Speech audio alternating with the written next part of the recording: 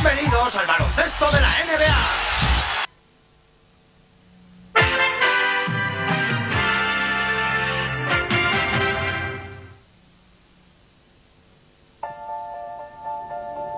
Find me a floor where only champions walk. Find me a game where nobody has next. Find me a day that has no tomorrow. There, let me play. Let me play for that one final moment. And I will give you memories to last forever. Back to Michael, circles, runs inside, reverses. Yes, sir! Cowan's on the floor. What a play by Dave Cowan. 7 seconds. Here it comes. Down the middle of Bird. Bird with 4. Bird out to Dennis. With 1 second, he fires and gets it. Game is over. An outstanding shot by Dennis Johnson. Michael, 6 seconds. 5. Michael in traffic to Curl. 15-footer. Carrying the jumper. 7, 6, 5. DeBusschere shoots. Hit with 3 seconds to go. 2 seconds. 1 second. West throws it up. He makes it. West threw it up and makes it. Over half court. It's all over. It's all over. And if you listen real carefully, you'll hear the Fat Lady singing. Little Mo, Big Mo, the Doctor, Andrew Toney, and Ivoroni. No baloney. Sixers all the way. We had non-believers all along the way. I have one thing to say to those non-believers. Don't ever underestimate the heart of a champion. What a basketball game we've had. Oscar Robertson throws to Kareem. 7 seconds. Finkel, Kareem with a big pressure shot. seconds left. Magic down the middle, just what I thought. A hook shot at 12. Good! The Lakers take the lead. Looking. Skipped across. Tip in the steal. Got it. Saves it to Tony. He runs it through the game. The Bulls win. It feels like heaven. Like the Ohio player said, heaven must be like this. Heaven must be like this. And here they go. They win it again. Michael, 11 seconds. Across the timeline he comes. Goes to Pippen. Pippen breaks inside. Pippen got the shot. You go to Grant. To Paxson. Paxson going for the win. Here's Paxson for 3. Paxson. Yes! The three!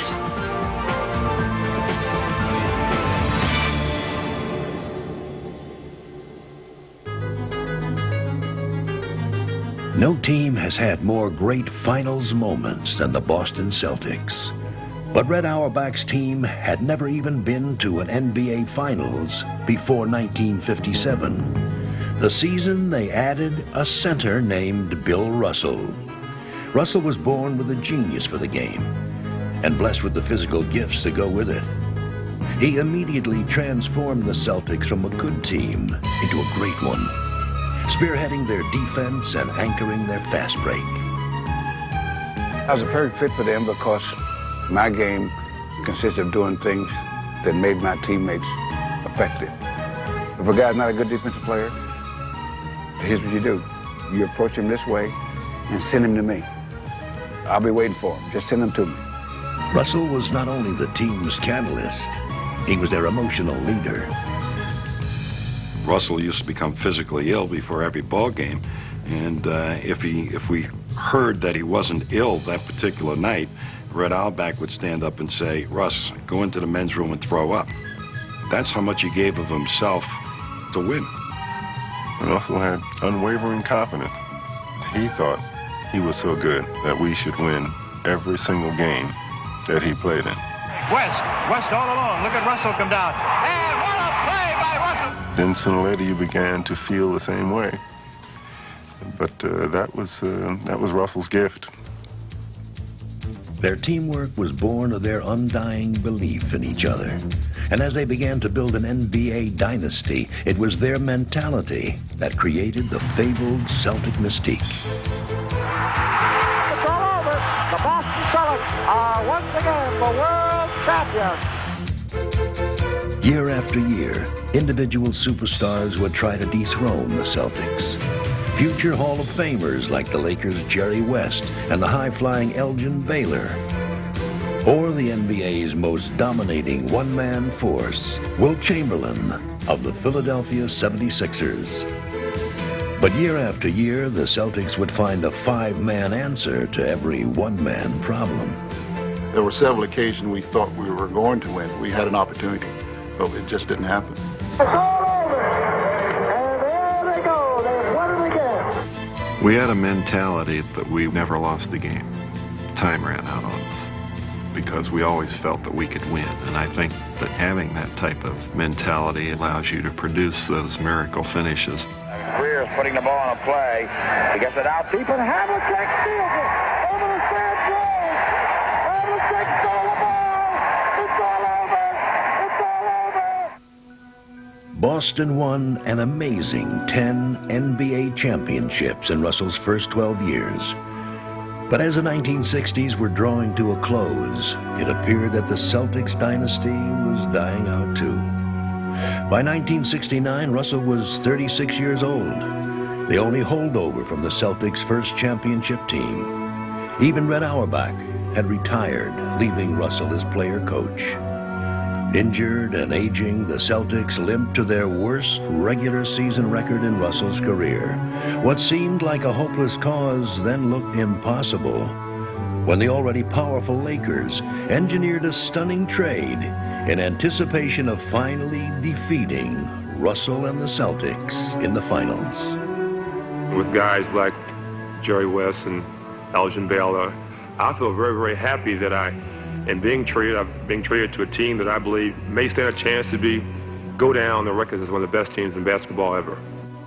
The drama wasn't so much whether Wilt and the Lakers could beat the Celtics in the finals, but whether the Celtics could make it there at all. They were even then being referred to as the old Celtics, but this were the ancient old Celtics. At that point in time, Russell was 36.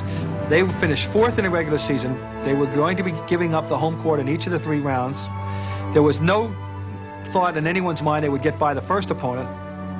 It would be Russell's Celtics' last run at a championship, and they didn't need anyone else believing in them, as long as they believed in each other.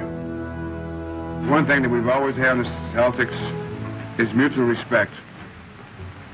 And we think that's the most necessary ingredient for a winning combination. In their first playoff game against the Sixers, Russell blocked 12 shots, sparking the Celtics to a first-round upset.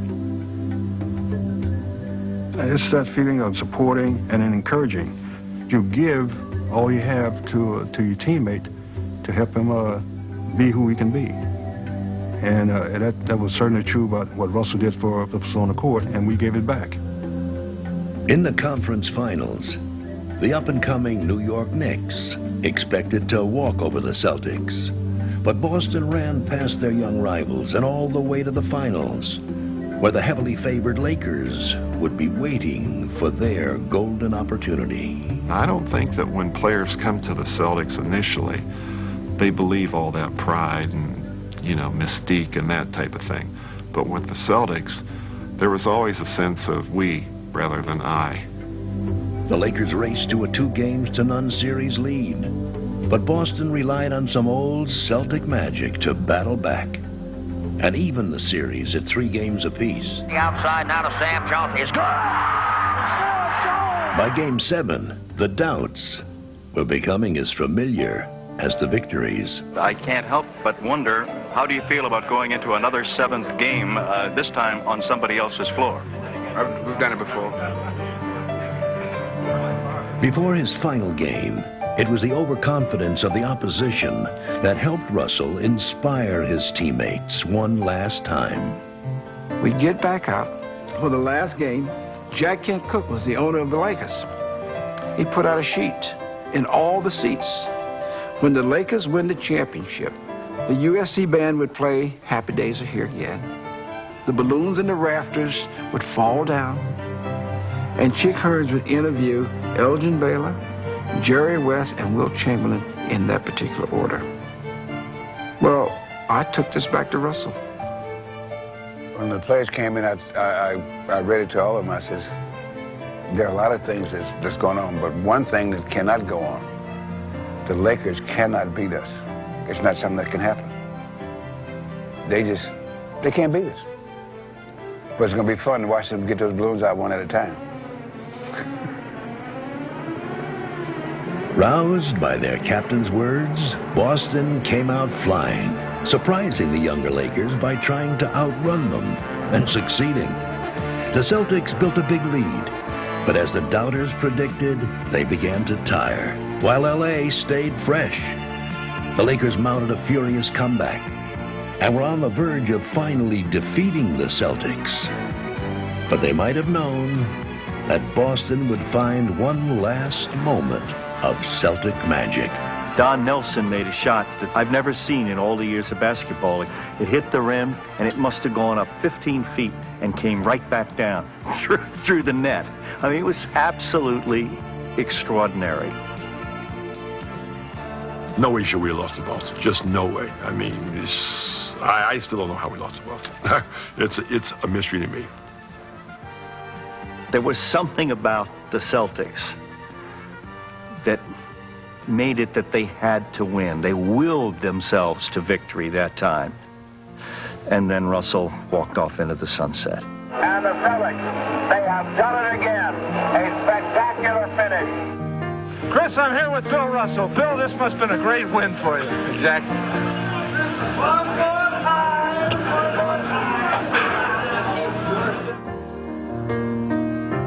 The time I spent in the locker room and on the floor with my teammates was a marvelous, marvelous, wonderful time for me. From there, I couldn't go to heaven because leaving there, going anyplace else was a step down. The Celtic mystique still filled the old Boston Garden in the 1970s with John Havlicek, Dave Cowens, and JoJo White as caretakers of the dynasty. In 1974, coach Tommy Heinsohn led Boston to its 12th NBA championship. In 1976, Lucky 13 looked like a sure thing, as the team that had practically written the history of the NBA would take on a team that had contributed only a curious footnote. Talk about switching before the ball game. When the Phoenix Suns joined the NBA in 1969, they took part in a coin toss to see who would get the first pick in the draft. The prize was Lou Alcindor, later Kareem Abdul-Jabbar. I call heads. The coin has come up tails. Within 2 years, Kareem had brought a championship to Milwaukee. The Suns got Neil Walk and 8 years of heartache. Then in '76, their fortunes changed. In the playoffs, rookie Alvin Adams and former Celtic guard Paul Westphal led Phoenix past the defending NBA champions. The Phoenix Suns beat the Golden State Warriors 94-86 to win the Western Conference Championship and now advance to the NBA Finals. In the Boston Garden, it looked like the Suns' luck had run out. Well, Boston blew them out the first 2 games, and it looked like this series was history over. Phoenix didn't have a chance. So down we go to Phoenix, and bingo. The Suns come up and even this series up at 2 games apiece. For Game 5, the teams returned to Boston, where the Celtics had the building, the fans, and history on their side. All the Suns had was the nerve to think they could walk in there and win. The thing that people remember most, and rightly so, is that 5th game.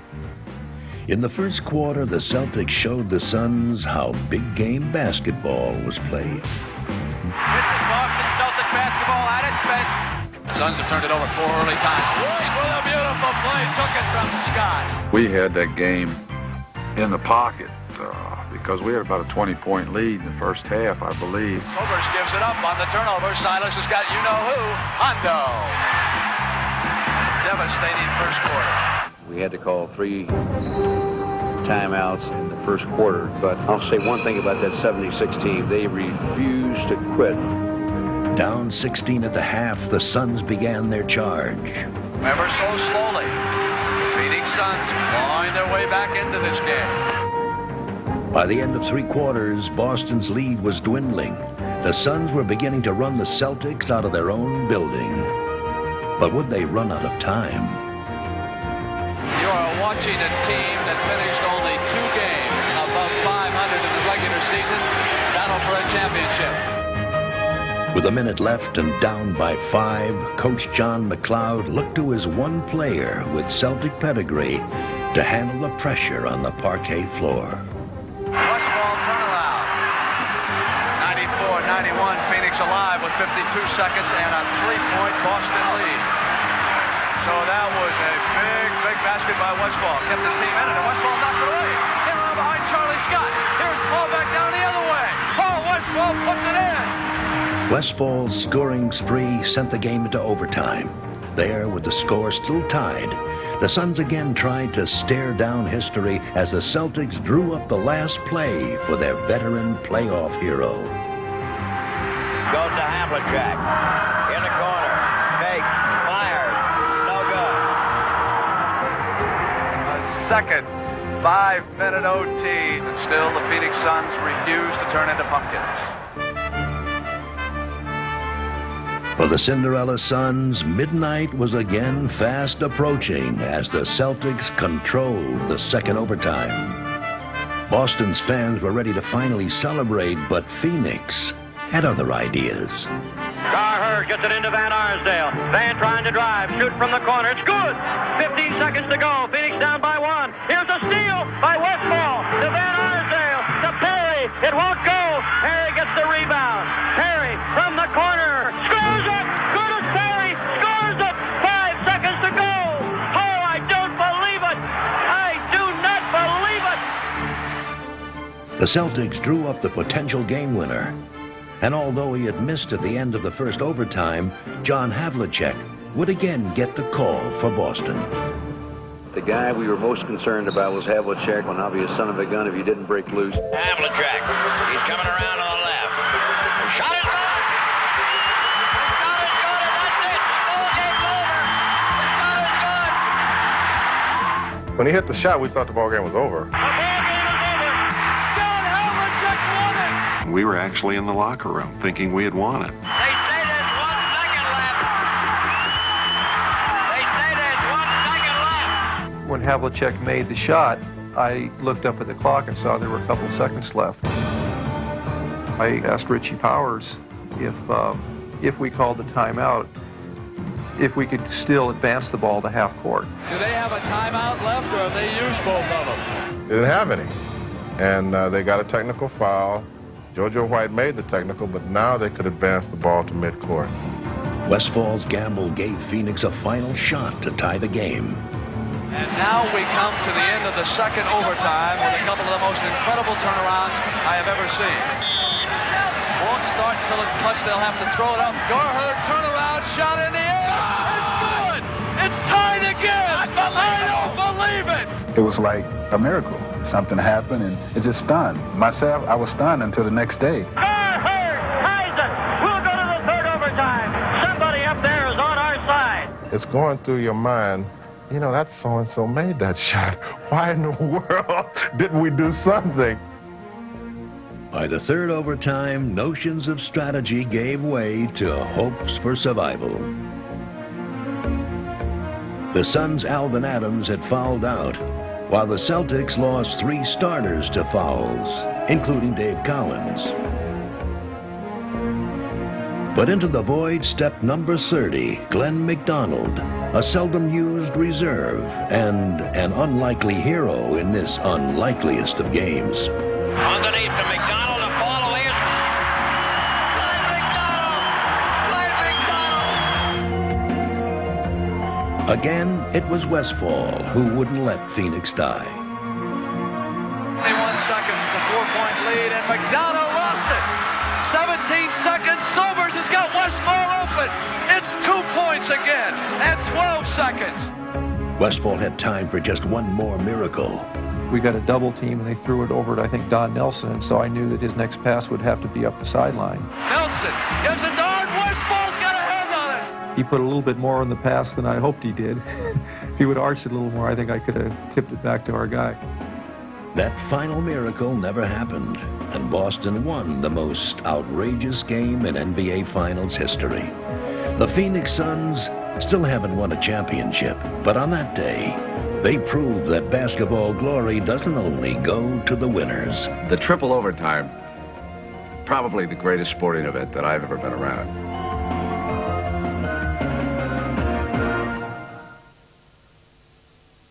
The Los Angeles Lakers select Earvin Magic Johnson, Michigan State. When Magic Johnson joined the Lakers, the happiest man in town was Magic himself.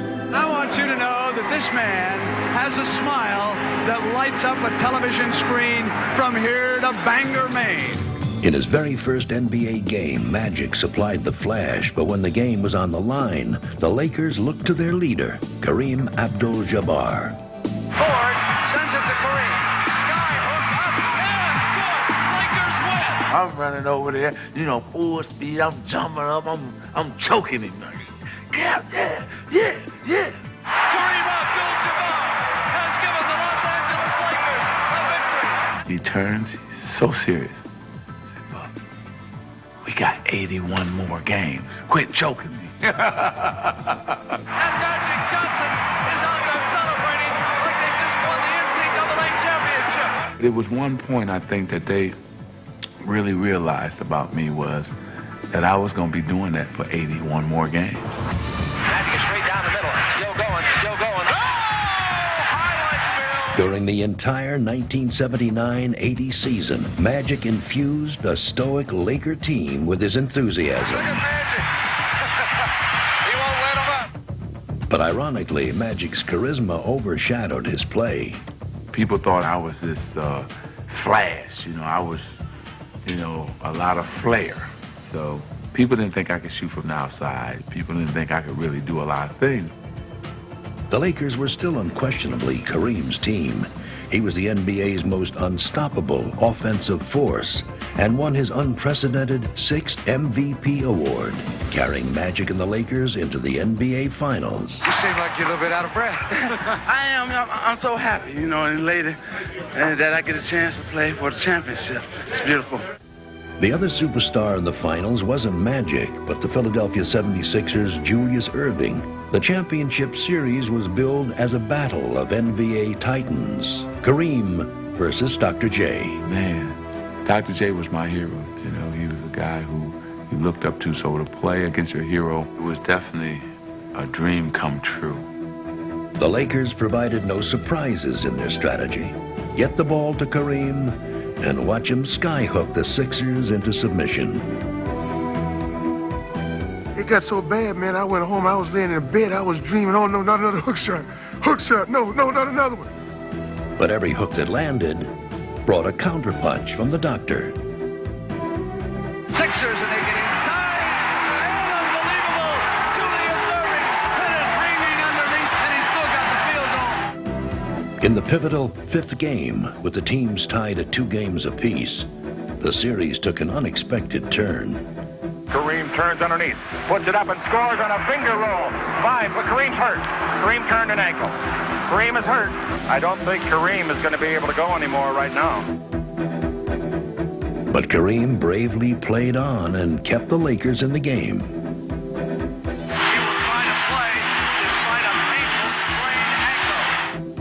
In the game's final critical seconds, the Lakers looked to their captain one more time. Lobbed to Kareem in behind. Kareem took a blow and made the basket and drew the foul. Kareem's heroics brought the Lakers to within 1 game of the championship, but it had come at a heavy price. Kareem's injury was too severe for him to play when the series returned to Philadelphia for Game 6. You know, we got the news that Kareem was not going to be able to play Game 6. And so, you know, nobody said too much at that particular time. I think we were all like in shock and still like, man, you know, can't believe that he's not actually not going to play. So we get on a plane to go to Philly. You know, we all got our favorite seats. And Kareem's seat was vacant. So I said, never fear, guys. Magic is here. And he said, and they looked at me like I was silly or something. No, some young kid, like, you were right, okay. And so Magic on the airplane asked the coach, could I please start at center? And the coach kind of laughed at him, and I said to the coach, he's serious. I called my dad, and I said, Daddy, I said, I'm going to go back to my high school days. And he said, what are you talking about? I'm going to go back to being a scorer. I'm going to score tomorrow. I'm going to score a lot tomorrow. You are looking live at the sold-out crowd at the Spectrum in Philadelphia. It is Game 6, the 76ers and the Lakers. The one thing you were concerned about was, Abdul-Jabbar's dominance against that team. He had been the factor in that series, period. And going back to Philadelphia, I think most people envisioned that the Sixers were going to be able to run roughshod over this team without Abdul-Jabbar. A young man by the name of Magic Johnson is going to start at center. When Magic jumped in the center with Caldwell Jones, I actually almost started laughing because I kept wondering what is going through Philly's mind. From the opening tip, Magic displayed a kind of individual versatility the Sixers couldn't possibly have prepared for. Magic, one has the work. So beautiful pass by the rookie. Magic down the middle. Magic pumps for the layup and drew the foul. Magic's hot and he knows it. Oh, what a pass to Cooper, who scored! Again, Dr. J valiantly kept the Sixers in the game. But they had little hope that they couldn't stop Magic. They never could. Johnson is everywhere. We played everybody conceivable against him defensively. And here's a guy that, what was he, 20 years old? Here comes the 20-year-old rookie down the middle. Dawkins went to him and scored to send him to the line. After this performance, Magic would never again be thought of as just a good player with a great smile. Irvin came up with one of those games that started to separate him in the eyes of people from the rest of the basketball players. And it was really the coming out party for Irvin Johnson. The rookie had become a master, and he had the championship to prove it. There it is. It's over, and the most valuable player is Magic Johnson. 42 points, 15 rebounds, and 7 assists. He starts at center, plays forward and guard, and leads the Los Angeles Lakers to a world championship without Kareem Abdul-Jabbar. I just wish he stayed in school one more year. You know, he would have gotten another ring. Man, 42 points as a rookie in the biggest game, that's all right. That was still today my greatest game probably in the NBA. While Magic was the rookie with the ring, the NBA's Rookie of the Year in 1980 was Larry Bird, who brought more than the winning tradition back to the Boston Celtics. He brought back the wonder of basketball. Dwight Henderson broke it up. There's Bird again. Larry Bird with the steal. Henderson. McHale to Bird. Spins. Oh, what a shot. What a great shot. A cut to Bird, swings through, that'll be burst. Layup is good. How did he make it? It was slow, but he lead a fast break. Couldn't jump. He'll come up with big-time rebounds. Larry Bird follows his own shot.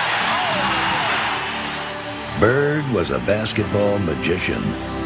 And with the ball in his hands, he could make the impossible happen. Oh, he's amazing. He'd making passes or doing things with the ball. You say, well, how did he do that? Quickly ahead to Bird, behind the back move, dumps it to Parrish. What a pass by Larry Bird. The rebound to Bird. Look at that pass. Oh, what a show. This was the smartest guy in the world of basketball. Bird with the pass through the legs of Sigma. When the game was on the line, Bird was at his show-stopping best. Fires another three-pointer. You know, if the game is close and they got the ball, or you don't have no cushion in terms of a lead, Larry Bird can win the game. Bird pops out, gets it on the sideline, goes baseline, throws it up, and Larry Bird did it again. He did it again. I remember in particular one where I had to make a pass in from Phoenix. Max looking, loops it to Bird, a runner. It's good! It's good! And the Celtics win it! as soon as Larry let it go, he virtually turns to the bench and he's looking over like, you should have had more than one guy on me. Is he worth the price of admission or what? He is too much. Absolutely too much. As much as his basketball skills, the intangible qualities of his leadership made Bird the ultimate teammate. Essence of Larry Bird, in probably one word, is toughness, mental and physical. They could sense his leadership, his demeanor, his hustle. He'd dive on the floor. He'd do whatever it takes.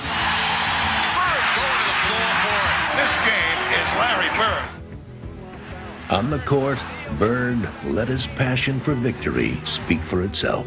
And I like the fact that he led by example instead of all the yelling and screaming that some leaders have a tendency to do. In 1984, 3 years after winning his first championship in Boston, Bird led the Celtics back into the NBA Finals. This time, an old nemesis was waiting for him. They won the East, we won the West. So it's like everybody just get ready, sit back, and let's enjoy it. Yeah, it was the first time me and Magic met in the finals. It was an opportunity for me at that time to get some revenge. In the 1979 NCAA championship game, Bird's dreams of an undefeated season at Indiana State were denied by Magic Johnson and Michigan State. Together, they would take the NBA by storm, and 5 years later, they finally had their championship rematch. Larry Bird, for his credibility and for his highlight and for him to be who he was, he had to beat Magic Johnson during that particular series. At the outset, Bird's road to revenge hit a speed bump called Showtime. Missing, rebounding is Magic. Cooper and the fast break going to town. The Lakers' fast-breaking Showtime offense was in high gear, and Los Angeles took the home court advantage for the series. They are running the Celtics off the Boston Garden Court. Back at the Forum, the Lakers humiliated Boston, taking a 2-1 advantage. It looked like Magic would again be celebrating at Larry's expense. This has to be one of the most decisive routes in championship game history. And with his basketball dreams turning into a nightmare, the normally private Bird made his feelings shockingly public. Well, we just play like a bunch of women tonight. We got some great players on this team, but we don't have the players with the heart sometimes that we need. And today, when you see Magic slapping high fives and guys going behind their back and shooting layups on us all day long, it seems that somebody would try to put a stop to it. And until we get our hearts where they belong, we're in trouble. Larry was frustrated. He was disappointed, as we all were, that we got blown out by 33 points on national TV. And it was like the most incredible thing because we saw that article and it was like we couldn't wait to get back. Magic and the Lakers looked invincible, but Bird's own greatest magic act had always been mind control, the ability to get inside his teammates' heads to make them believe in themselves. This time, he just made them angry. Here's Kareem, outlet to Worthy, Rambit. Benches have emptied, and you knew this was going to happen. You can see it coming. They wasn't ready for the physical play, and it shocked them. And it just escalated from there, and they weren't ready for that. Bird had sounded the call to battle, and he wasn't afraid to lead the charge. Slings the elbow, and now is Gillen and Larry Bird. Jaw to jaw. It drew the team together, and I think that they all responded and said, yeah, hey, let's make sure that we aren't playing like sissies. Maybe we were, but let's make sure we're not going to continue to play like that. With Bird's challenge ringing in their ears, the Celtics played with ferocious intensity. Harris fighting again, and the basket counts and a foul. In the first 3 games, the Lakers had scored at will. Now, they would pay for every point. Bird attacked the Lakers relentlessly. But Magic matched Larry's intensity. And the Lakers were determined to hold their ground. The decade's two defining players refused to back down. After 48 grueling minutes, this epic struggle had come down to a draw. Great players like Larry Bird and Magic Johnson love to be in this situation. Magic and Bird continued their duel in overtime. And when the final seconds came, Larry would know just where the ball should be. What can you say? I was the leader of the Boston Celtics, and I knew that. My teammates knew that. So they was looking for direction, and that's what I tried to give them. The game was tied, and as fate would have it, Bird would get the ball, guarded by Magic, as the clock ticked away. Bird rotates in. Bird pops out, avoids the steal, gets it over to DJ. Bird goes right into the pivot. Now DJ holds the ball. Back in the Bird. The fall away is gone. Oh my goodness! Oh my goodness! What a play! Boston Celtics have evened this NBA World Championship Series at 2 games apiece. And those who are writing the obituary for the team that have won a record 14 NBA titles can just pause. We're coming back. That's right. We're coming back. We'll be back. Game 4 turned the series in Boston's favor. Bird had restored their pride. Then he would seal their victory. Here's Magic off the mark. Lakers had several chances, and here's Larry Bird chugging down the court. The moment had called for greatness, and Larry Bird had answered the call. No one believed that we could beat the Lakers that year. Absolutely no one believed it. But the fact of the matter is, we believed in ourselves, and that was a lot because of the leadership Larry had. The Boston Celtics are the NBA World Champions in a grueling 7-game series with the Los Angeles Lakers. I told Larry Bird, the way you played in that series, the way you conducted yourself and the way you played made me proud to be a Celtic.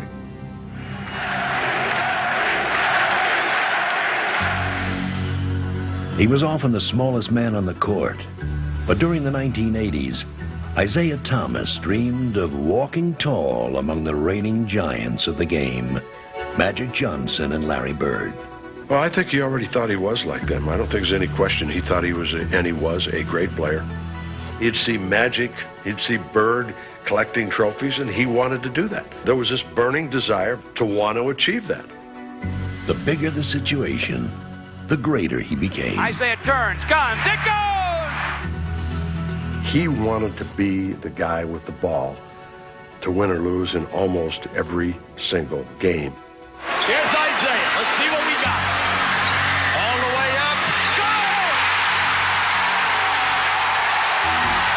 Go! But as the seasons passed without a title, a sinking feeling grew around the Pistons.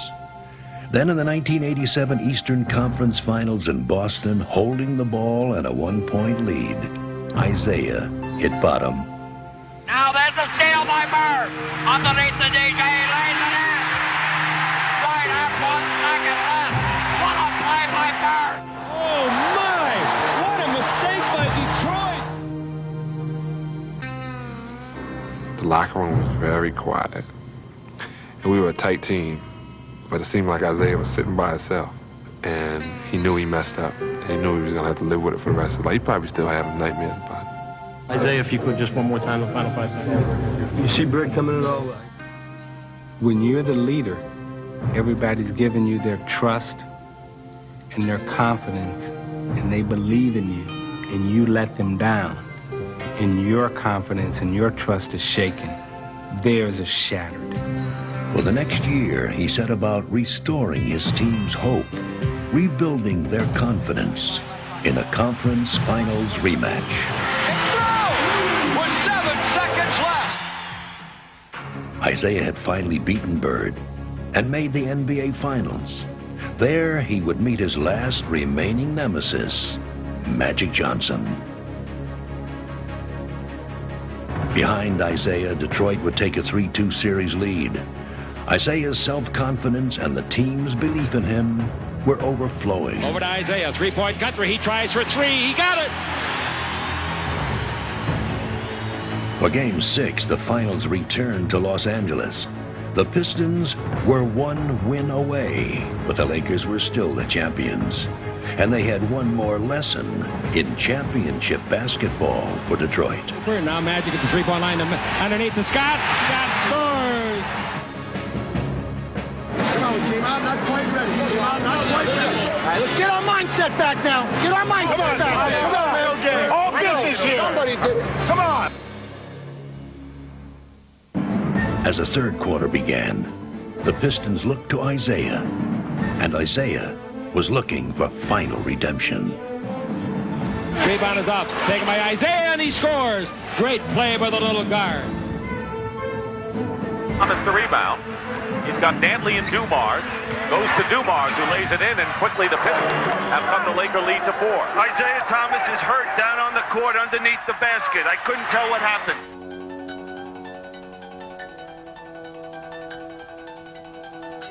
When I sprained my ankle, I was so angry because all the hard work that I put in, the dedication, and I remember laying there on that floor, you know, wincing in pain of seeing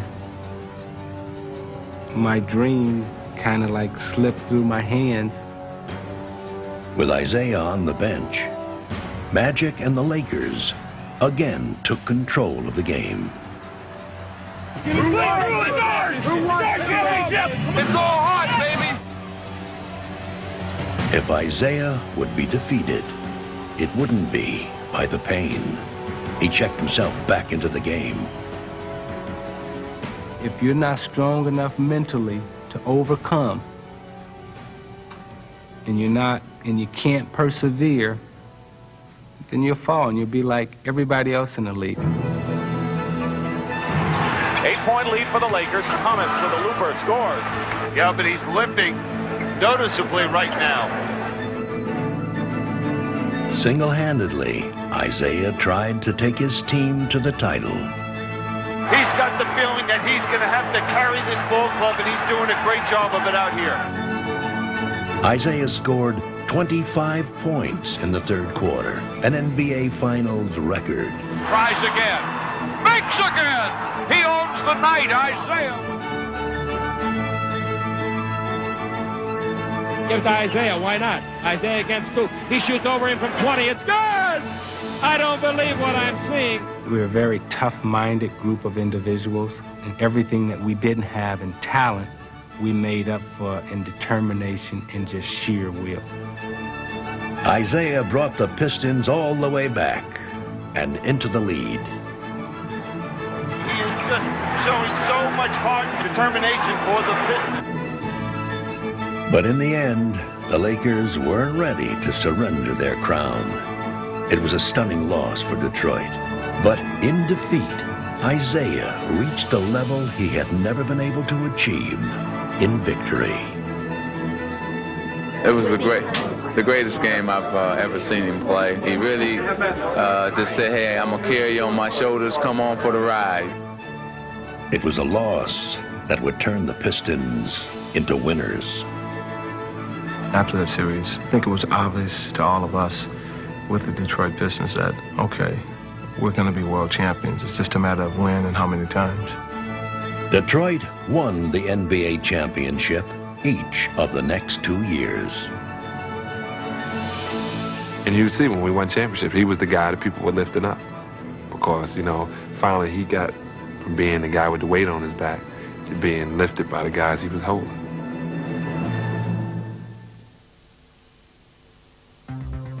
When the finals demand it, sometimes an entire team can rise to the occasion together. In 1970, that team was the New York Knicks. All season long, their success had been built on the team concept, relying not on anyone, but on everyone. No one of us was as good individually as all of us could be as a team, and we were all kind of points on a five-pointed star. And we all had to depend on each other. Outside Bradley, one-hander from 20. Yes! There was no envy on that team, no jealousy. The chant of hit the open man became our theme. you know, because the ball was moving around 5, 6, 7 times to find an open guy. So every player sacrificed something to make us a cohesive unit. They were like one body with 5 hearts, but their soul lived within Willis Reed, the NBA's MVP in 1970. He was the galvanizer for our team. He could score, he could defend. He was the captain. In quotations, Willis was the captain. He was the guy who kept us together. With Willis standing tall against the NBA's best big men and the Knicks' trademark teamwork clicking on offense, the Knicks reached the NBA Finals. Beautiful pass. There, New York's team philosophy faced the ultimate test in LA's cavalcade of stars, Elgin Baylor, Jerry West, and the NBA's ultimate dominator, Wilt Chamberlain. This is what we had dreamed about, you know, playing against the great NBA players to become the NBA champion. And the one thing that we had was supreme confidence. With their big men battling to a standoff, the Knicks and Lakers split the first 4 games. Then in Game 5, disaster struck New York. Top of the key to Reedy's triple team falls down. We got a whistle on the play, and Willis is hurt. When he went down, there was a big blow. A lot of people thought that was it. Without Willis, the Knicks fell behind by 20 points, but rallied together to come back to win Game 5.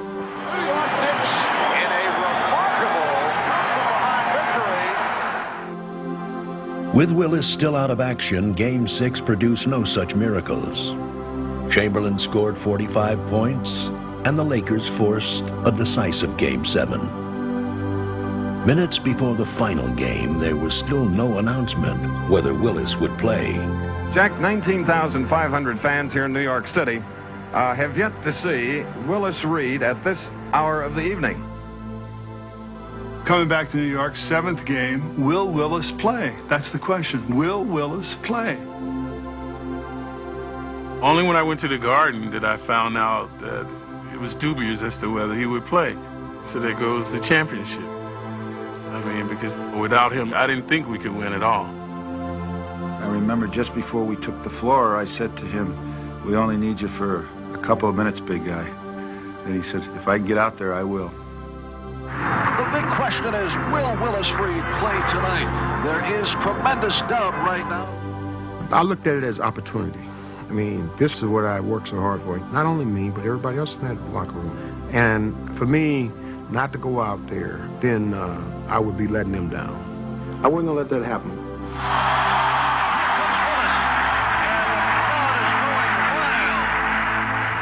When he did that, we said, yeah, the captain is ready. If his dramatic entrance wasn't enough, Willis followed it up by hitting the Knicks' first 2 baskets of the game. Barnett to Reed on the forecourt, right side from 20, jumps, yes! Willis has hit on his first 2. At that point, the whole team had been lifted several levels of belief in themselves. But seriously hobbled, Willis would not score another point the rest of the way. Coach Red Holzman needed the other Knicks to finish what the captain had started. He said, "Hey guys, I don't care if Willis play or not, we've got to play." So Red told me to start to look to do more. Out of the top of the key, loses to Frazier, racing ahead of the field. Frazier made the steal. Fueled by the coach's words and the captain's courage, Walt Clyde Frazier took over. Frazier cuts to his left, now stops and jumps. Yes! Frazier out of the back court, and Walt looking very cool. Running one-hander, it's good! Walt Frazier had one of the most remarkable games of all time in the history of NBA championship play. Stolen by Frazier. Down the lane with the floater, but it's good! Well, Willis provided the inspiration. And, you know, in a way, I provided the devastation. West across the midcourt, loses to Frazier. Drives ahead of the field, down the lane, layup is good. Clyde had 36 points, 19 rebounds, and 7 assists, igniting a total team effort as the Knicks routed the Lakers and won their first NBA championship. Loose taken by Garrett of the Lakers. He bullets one down court, then is intercepted by the Busher quick for the next dimension on the drive. Leads Reardon, driving shot is good. It was like magic. What we thought wouldn't happen had happened because all of the investment that each of us made in each other throughout the year came together in that game when we surpassed our individual abilities to an extent that nobody thought was possible. That is it. The New York Knickerbockers have won the 1969-70 World Championship of Basketball. The champion Knicks remain a hallmark of team achievement in NBA history. But history can also be made by individuals. And the story of the NBA couldn't be told without one man, Michael Jordan. Here's a steal. Jordan looking at the floor. That's why it's Jordan. Oh, give him a chance. Stepped it out to Jordan down the lane all the way. Oh, got an unbelievable move. Jordan, who has it on the break, driving all the way in, throws it up. Oh, Skinny puts it in on an amazing move. He was instantly the NBA's greatest showman. He would become the game's greatest competitor. The inbounds pass comes into Jordan. Here's Michael at the foul line. A shot on Elo. Good! The Bulls win it! They win it! In terms of my leadership and what I had to do on the basketball court, I was going to do whatever I had to do to win the game. Ultimately, Michael would rise highest in the NBA Finals.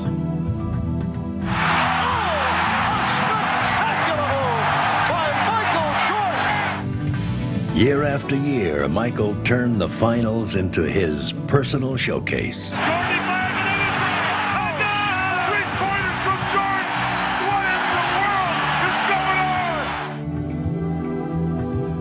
seconds to go. Michael will take it. He's fouled. He scores! Michael with 54. He does whatever he has to do to beat you. They can't stop him. Not tonight, anyway. I tell you, he's just simply amazing. And for the fourth time in 6 years, Jordan rules. Bulls get a last chance. MJ, top of the circle against Russell. Michael hangs, fires, scores! Bulls win! He knocked it in at the buzzer. Bulls win! Yes! How many times has he done that? In their first 5 trips to the finals, the Bulls won 5 NBA championships, and Michael was named the finals MVP every time. You're going to have to cut Michael Jordan's heart out to beat him, because people don't understand that's his greatest talent. It's his inner guts and his inner heart as a competitor. In the 1998 finals, Michael and his superstar teammate Scottie Pippen showed no signs of loosening their grip on the trophy. Oh, yes, sir. Showtime. Michael Scottie. Looking invincible as they took a 3-1 advantage. Does anyone think that Michael Jordan will let this series out of the city of Chicago? Tonight was like an appetizer.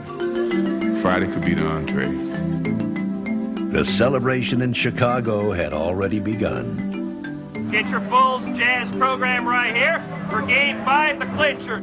We lay it on the basketball court. We come out off the court. We all celebrating, and Joe's gonna be happy. Let's go, baby. What time is it? Right there. But for Karl Malone and the Jazz, the battle had just begun. Malone gets the shot away. It's in. Karl Malone keeps pouring them in. Malone's 38 points were changing Chicago's party plans to travel plans. Malone personally pushing this series back toward Utah. Even Michael couldn't bail out his teammates this time. Into Jordan, a prayer. We go to Utah. I think the Bulls' championship run is in serious jeopardy. And what a quiet crowd all of a sudden. All those plans for the parade, for the victory celebration, for the awarding of the trophy. Out the window, baby! We're going to Salt Lake City. As the series shifted to Utah, so had the momentum. Oh, yeah!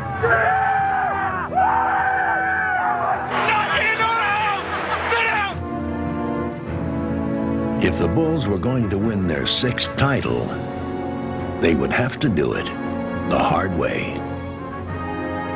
Bob, I think Scottie Pippen pulled his back out on that dunk shot. On the game's first play, Scottie Pippen's back gave out. Scottie Pippen leaves the bench and heads for the locker room. The Bulls were wounded, and the Jazz were ready to pounce. Back to Karl Malone, free throw line, fake left to right, to the free throw line, jumping up around the rim. Good! The Bulls win! They have all the momentum, and the Bulls are back on their heels. Chicago's burden now sat squarely on the shoulders of Michael Jordan.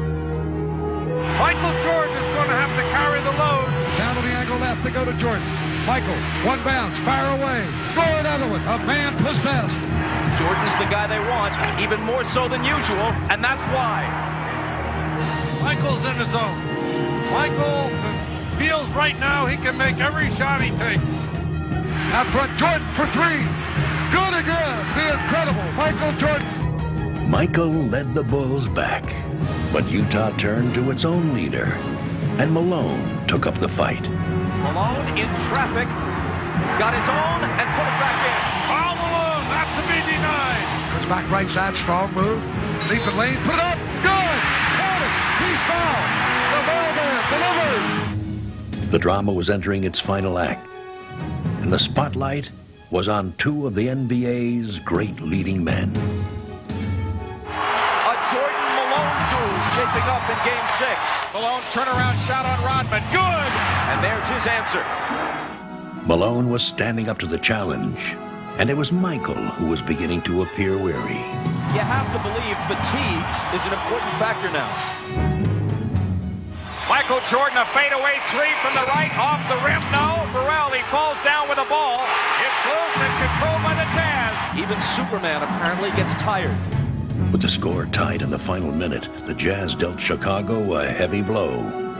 Malone, cross-court pass, Stockton with a 3 on the way. Good! John Stockton with a cold-blooded 3, and Utah takes the lead. Timeout with 41.9 remaining. Jazz 86, Bulls 83. Now they find themselves in desperate straits. And actually it was Michael that wanted the timeout. He's just out of breath, I think. With nothing to draw on but his will, Michael summoned the strength for one final push. The Bulls in a must-score trip. Out front to the man, Michael Jordan. Jordan up top, fake left, go right. He's there, lay it up, score it easily. Wow. Michael brings them to within 1. Now it puts the pressure on the Jazz to score once again. Malone to the post. Malone stripped by Michael. To the floor, stolen by MJ. Jordan's got it. The Bulls can win it right here. The Bulls can win it. Unbelievable. 17 seconds from Game 7 or from championship number 6. Jordan a drive, hangs, fires, scores! He scores! The Bulls lead 87-86. 5.2 seconds left. Michael Jordan running on fumes with 45 points. It was his final defining moment, the kind of moment that, in the Michael Jordan era, only he could deliver. Stockton, screen and roll, lifts the shot. It is no good. Rebound back, tapped, it's over. Bulls win the title. The Bulls are the world champs again. Oh my word, who would have thunk it? The Chicago Bulls have won their 6th NBA championship. What a tremendous Game 6. Oh my God, that was beautiful. What a finish.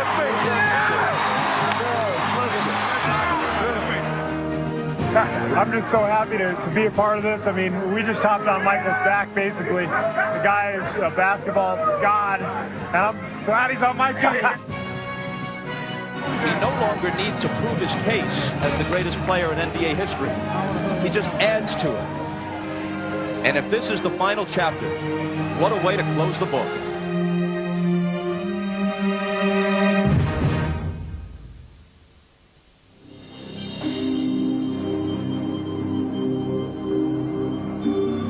We're going to take our friends and fans on a trip into Dreamland. Magic and Michaels.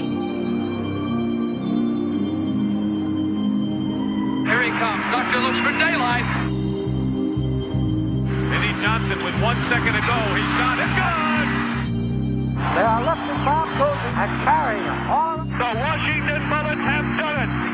The Los Angeles Lakers are the greatest winning team in the history of basketball. 9:30 to go. Walton on the low. Oh, he got it in. Bill Walton got it in. Forcing it close. What a sequence for the Blazers.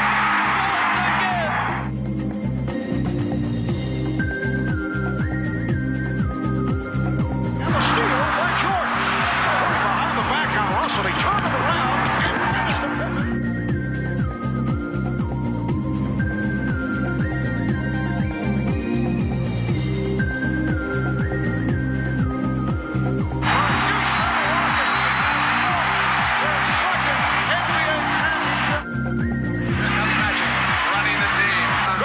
Inside to Cooper.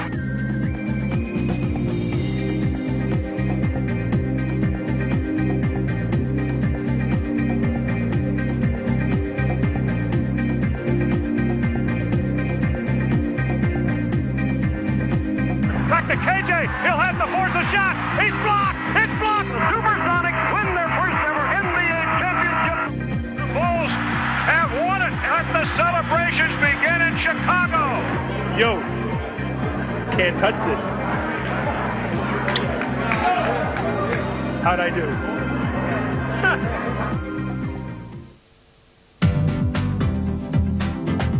At the 1997 All-Star Game in Cleveland, the NBA announced the 50 greatest players of all time.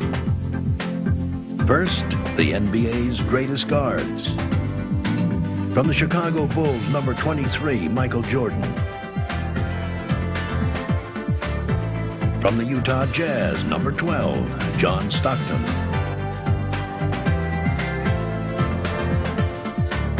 From the Houston Rockets, number 22, Clyde Drexler.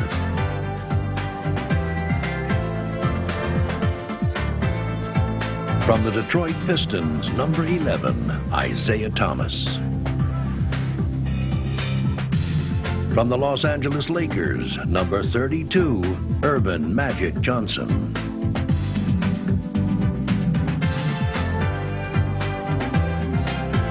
From the San Antonio Spurs, number 44, George Gervin. Represented by his two sons, Joshua and Jason. From the New Orleans Jazz, number 7, Pete Maravich. From the Boston Celtics, number 7, Nate Archibald. From the New York Knicks, number 10, Walt Frazier.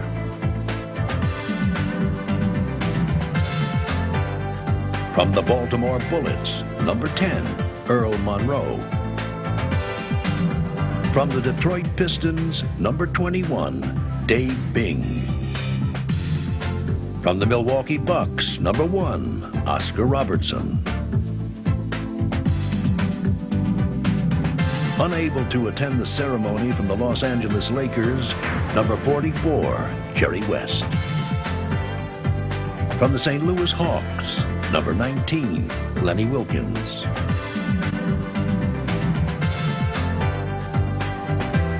From the Philadelphia 76ers, number 15, Al Greer. From the Boston Celtics, number 24, Sam Jones.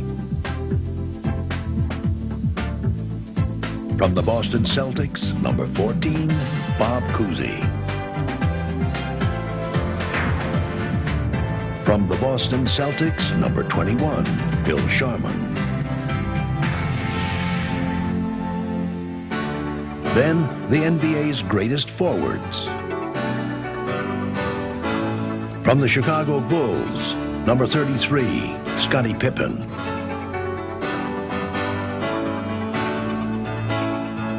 From the Philadelphia 76ers, number 34, Charles Barkley. From the Utah Jazz, number 32, Karl Malone. From the Los Angeles Lakers, number 42, James Worthy. From the Boston Celtics, number 32, Kevin McHale. From the Boston Celtics, number 33, Larry Bird.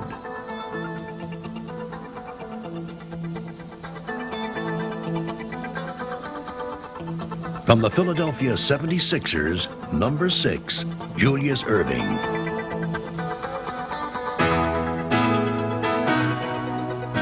From the Washington Bullets, number 11, Elvin Hayes. From the Philadelphia 76ers, number 32, Billy Cunningham. From the Golden State Warriors, number 24, Rick Barry. From the New York Knicks, number 32, Sherry Lucas. From the New York Knicks, number 22, Dave DeBusschere.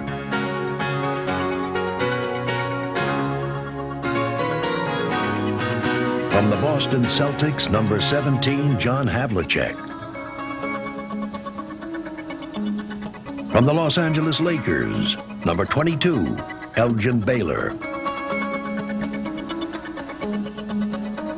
From the St. Louis Hawks, number 9, Bob Pettit. From the Syracuse Nationals, number 4, Dolph Schayes. From the Philadelphia Warriors, number 11, Paul Arizin.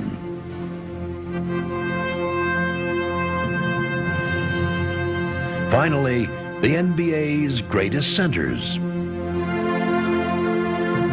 Unable to attend the ceremony from the Los Angeles Lakers, number 34, Shaquille O'Neal. From the San Antonio Spurs, number 50, David Robinson. From the New York Knicks, number 33, Patrick Ewing. From the Houston Rockets, number 34, Hakeem Olajuwon.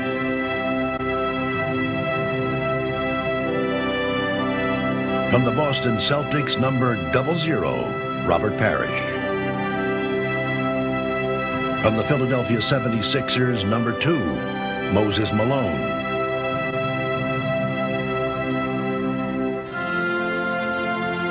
From the Portland Trail Blazers, number 32, Bill Walton. From the Boston Celtics, number 18, Dave Cowens. From the Los Angeles Lakers, number 33, Kareem Abdul-Jabbar.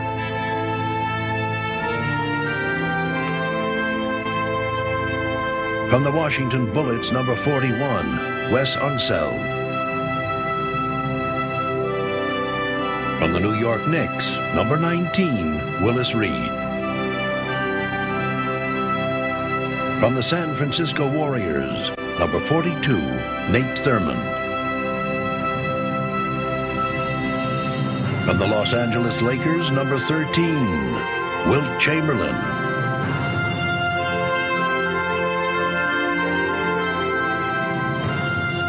From the Boston Celtics, number 6, Bill Russell.